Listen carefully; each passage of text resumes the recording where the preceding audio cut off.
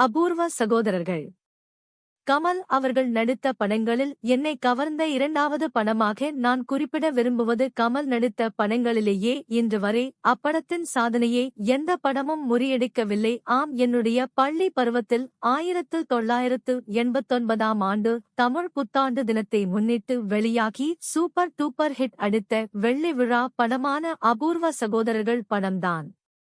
நம்முடைய வாழ்நாளில் படங்கள் பார்க்க தொடங்கிய காலத்தில் இருந்து நாம் ஒரு சில படங்களை தான் நாம் இன்று வரை காலம் கடந்து சலிக்காமல் தொடர்ந்து பார்த்து ரசித்து இருப்போம்.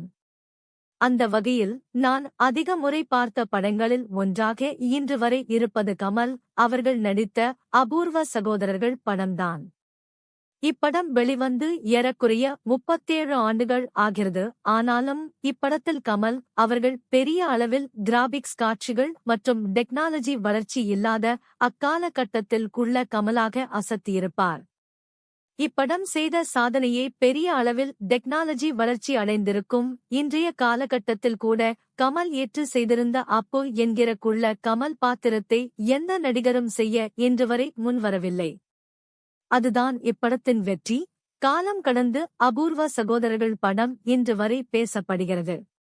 இந்த அபூர்வ சகோதரர்கள் படத்தை முதல் முறையாக எங்கள் ஊர் புதுச்சேரியில் உள்ள பாலாஜி ஏசி தியேட்டரில் நான் பார்த்த முதல் படமாகும். அப்போதெல்லாம் எங்கள் ஊரில் 3 தியேட்டர் மட்டுமே ஏசி வசதி உள்ள தியேட்டர்கள் ஆகும். முதல் முறையாக ஏசி தியேட்டரில் நுழைந்தபோது உடலில் ஏற்பட்ட அந்த சிலிர்ப்பு குளிர் தன்மை இன்றும் என் நினைவில் உள்ளது. தியேட்டரை சுற்றி அன்று புதுச்சேரியில் புகழ் பெற்று விளங்கிய ஆர்டிஸ்ட்களைக் கொண்டு கைகளால் வரையப்பட்ட கமலின் கட்டவுட், துணி பேனர்கள், கொடி, தோரணம் என்று தியேட்டரே விழா கோலம் கொண்டு இருந்தது. குறிப்பாக இப்படத்தில் கமல் 3 வேடங்களில் நடித்து கலக்கியிருப்பார். அப்பா கமல் சேதுபதி என்கிற போலீஸ் வேடத்திலும் மற்றும் மகன்கள் ராஜா, அப்பு என்ற இரு மாறுபட்ட வேடம் வரை நாம் அனைவரும் மனதிலுமக்குள்ள கமல் அப்பு மறக்க முடியாத ஒரு கேரக்டர்தான். 40 வயது முதல் 60 வயது வரை இப்போது இருக்கும் நாம் அனைவருமே இப்படத்தை கண்டிப்பாக ஒரு முறையாவது பார்த்திருப்போம். அதுவே அந்த படத்தின் வெற்றியை சொல்லும்.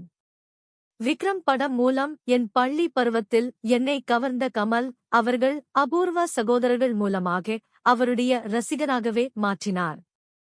இந்த அபூர்வ சகோதரர்கள் படத்தில் கமல் அப்பு என்கிற குள்ள கமல் கதாபாத்திரத்தில் நடிப்பதற்கு அவருக்கு ஒரு தூண்டுகோலாக அமைந்த படம் புன்னகை மன்னன் படத்தை கூறலாம்.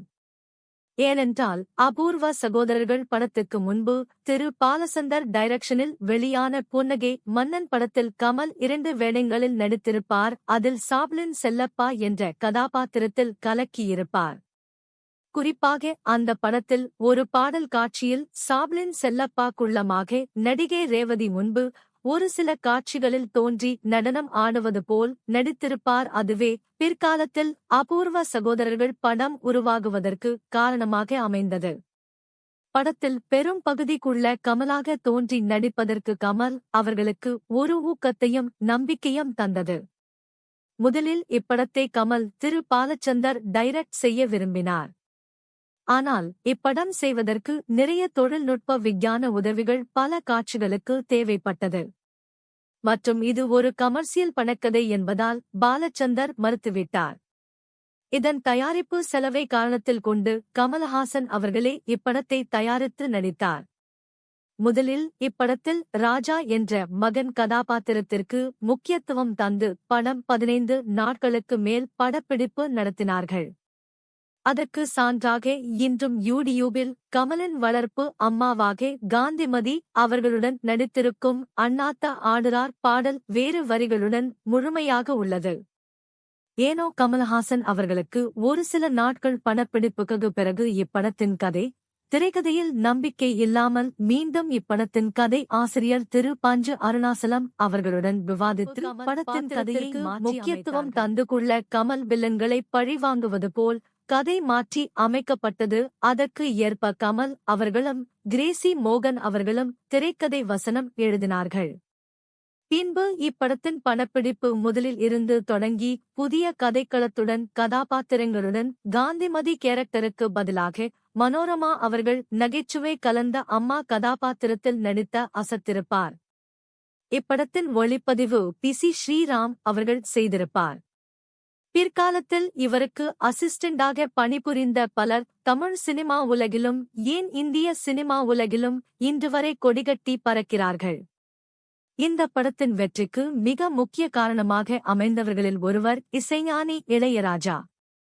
இப்படத்தில் உள்ள 5 பாடல்களும் சூப்பர் ஹிட். ஆனால் இளையராஜா அவர்களே ஒரு பேட்டியில் கமல் அவர்கள் இப்படத்தில் ஒவ்வொரு பாடலுக்கும் பிளாக் அண்ட் ஒயிட் காலத்தில் வெளிவந்த சில படங்களின் பாடல்களை குறிப்பிட்டு அப்பாடலின் சாயல்கள் போல் எனக்கு வேண்டும் என்று கமல் கூறியதாகவும் அதற்கு உடனடியாக ஆகஸ்ட் பல டியூன்களை போட்டு இளையராஜா அசத்தியிருப்பார். குறிப்பாக இப்படத்தின் பின்னணி இசையில் இளையராஜா தனிக்காட்டு ராஜாவாக இசை ராஜாங்கமே நடத்திருப்பார்.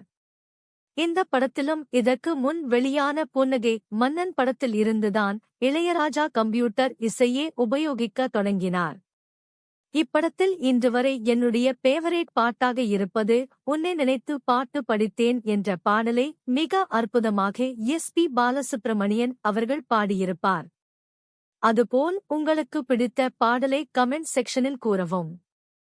இப்படத்தின் பிஜிஎம் இன்று வரை நிலைத்து நிற்கிறது. குறிப்பாக டைட்டில் கார்டு போடும்போது வரும் பின்னணி இசை பிஜிஎம் ஆகட்டும் இன்று வரை நினைவில் உள்ளது.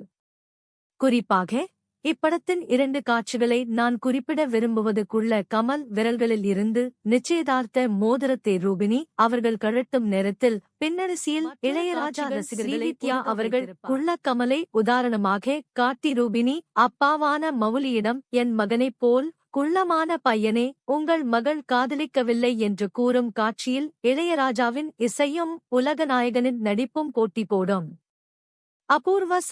அபூர்வ சகோதரர்கள் படத்தில் பல சிறப்புகள் உண்டு. இப்படத்தின் பல காட்சிகள் குறிப்பாக கிளைமாக்ஸ் காட்சி சர்க்கஸ் கூடாரத்தில் நடப்பது போல் அமைத்து இருப்பார்கள். ஏனென்றால் இப்படத்தில் சர்க்கஸ் கலைஞராக குள்ள கமல் அப்பு பல காட்சிகளில் ரியல் சர்க்கஸ் பப்பூன் போல நடித்திருப்பார்.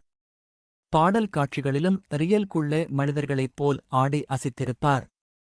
இப்படத்தில் ஜெமினி சர்க்கஸ் ஒரு முக்கிய அங்கமாக இடம்பெற்று இருக்கும்.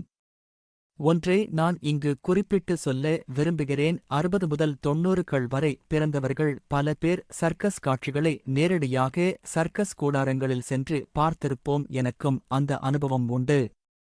80 காலகட்டங்களிலும் 90 முற்பகுதிகளிலும் எங்கள் ஊரில் புதுச்சேரியில் உள்ள ஆஃப்ட் கிரவுண்டில் சர்க்கஸ் காட்சிகள் நடத்துவார்கள்.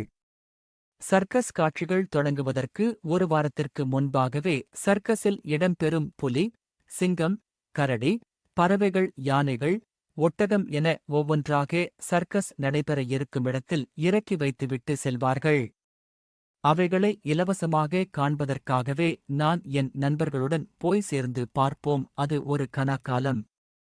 குறிப்பாக நேஷனல் சர்க்கஸ் என் நினைவில் என்றும் உள்ளது.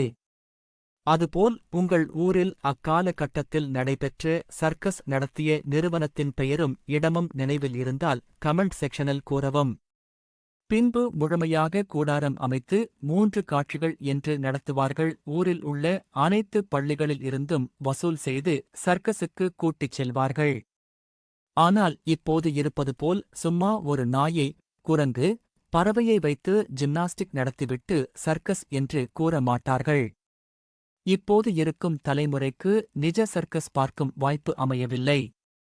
சர்க்கஸ் காட்சிகளையும் அதில் பயன்படுத்தப்படும் பறவைகளையும் விலங்குகளையும் கொண்ட ஒரு படத்தை இப்பொழுது எடுத்து வெளியிடுவதற்கு இப்போது இந்திய சட்டத்தில் சாத்தியமே இல்லை. பீட்டா அமைப்பும் அப்போது இல்லை. இப்போது இருக்கும் சட்டத்திட்டமும் அப்போது இருந்தால் சர்க்கஸ் கலைஞரின் பின்னணியை கதை களமாக கொண்ட இந்த அற்புதமான அபூர்வ சகோதரர்கள் என்ற கலை படைப்பு நம் இந்திய திரை உலகிற்கு கிடைக்காமல் போயிருக்கும்.